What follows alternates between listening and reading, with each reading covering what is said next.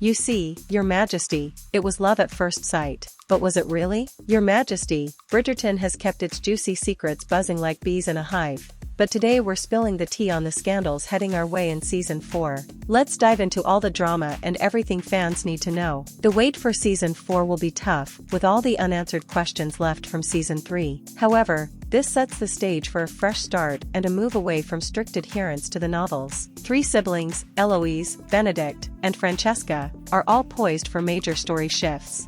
Bridgerton has a knack for updating the books for a modern audience, with more diversity and contemporary ideologies. So, expect some exciting and unexpected twists in Season 4. One of the juicy secrets Bridgerton fans need to know is about Colin and Penelope's son. Does his name break Bridgerton's golden naming trend? In the books, their first child is a girl named Agatha, which doesn't fit the show's direction at the end of Season 3. It's clear the showrunners made changes, presumably so Penelope's child could be the Featherington heir. Plus, Penelope and Colin do eventually have sons later on. In Romancing Mr. Bridgerton, Penelope names her daughter Agatha after Lady Danbury, who becomes one of her closest friends. However, since the show cut out this plotline, the name Agatha isn't as significant. It's unclear if Bridgerton will keep the name Agatha for a future daughter, but without the context of Penelope and Lady Danbury's friendship, it might be replaced with something else. Colin and Penelope's sons in the books are named Thomas and George. Since the baby in Bridgerton Season 3 isn't a girl, his name isn't Agatha. Julia Quinn gives them two sons named Thomas and George, and either of these names could be used for the newborn. George is notably the name of England's king and Charlotte's husband, who is important in Queen Charlotte, a Bridgerton story. Naming Colin and Penelope's son Thomas or George would make the show more book accurate, which fans generally appreciate. The child's name is of little consequence for now, since he will be too young to influence the plot. Simon and Daphne's baby, Augie, hasn't played a significant role since his birth in Season 1. In the books, Colin and Penelope's children are Agatha, Thomas, Jane, and George. Nicola Coughlan, who plays Penelope, suggested the name Elliot for their son in an interview.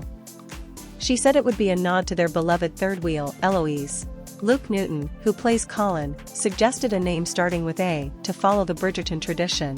Naming the child Elliot is a sweet idea, especially since Penelope and Eloise's friendship remains central to the show, despite their ups and downs in Season 3. They end up as best friends. Naming the child after Eloise would show that she will always be remembered. However, Elliot would break the Bridgerton family's alphabet naming trend, as would Thomas and George if the show stays book accurate.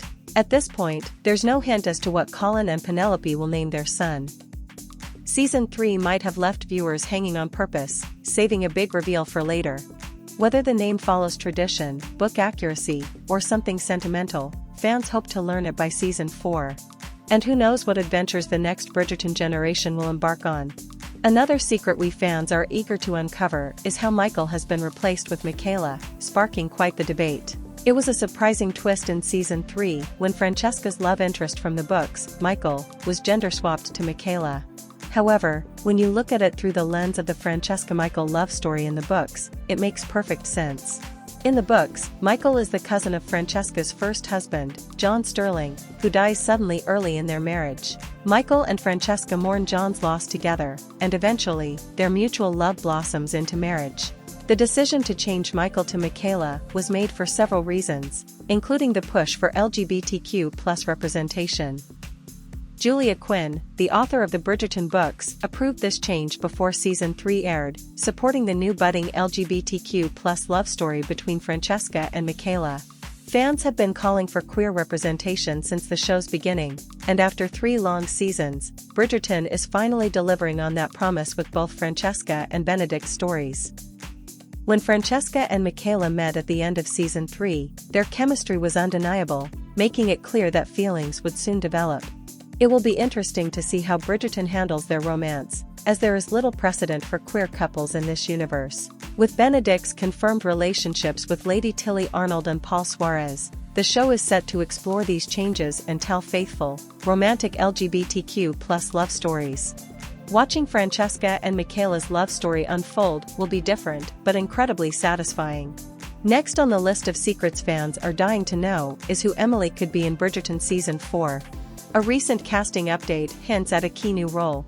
The series, based on Julia Quinn's books, follows different members of the Bridgerton family as they find love in an alternate Regency era London, with Season 3 focusing on Colin and Penelope's romance, while Season 4 is confirmed. Many details about the upcoming episodes, including the lead character and central romance, remain under wraps.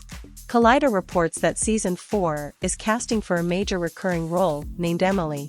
She's described as an East Asian female between 24 and 30 years old, plucky, endlessly resourceful, and having trouble trusting others. This role involves nudity and sexual scenes, hinting that Emily might be a love interest for one of the Bridgerton siblings. High-profile series like Bridgerton often use code names to keep significant roles under wraps, preventing spoilers from leaking. Given this, it's plausible that Emily is a placeholder name for a major character, potentially Sophie Beckett, Benedict's love interest in the books. Showrunner Jess Brownell has indicated that Benedict, Francesca, and Eloise are all contenders for the lead role in Season 4.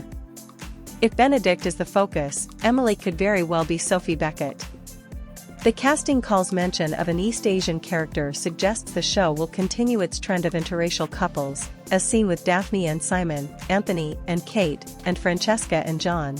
The description of Emily fits Sophie Beckett's traits from the books. However, she could also be a new character created for the show. Since Brownell confirmed Benedict is pansexual, his love interest might not be female. As Season 4 develops and more information comes out, fans will get a clearer idea of who Emily might be.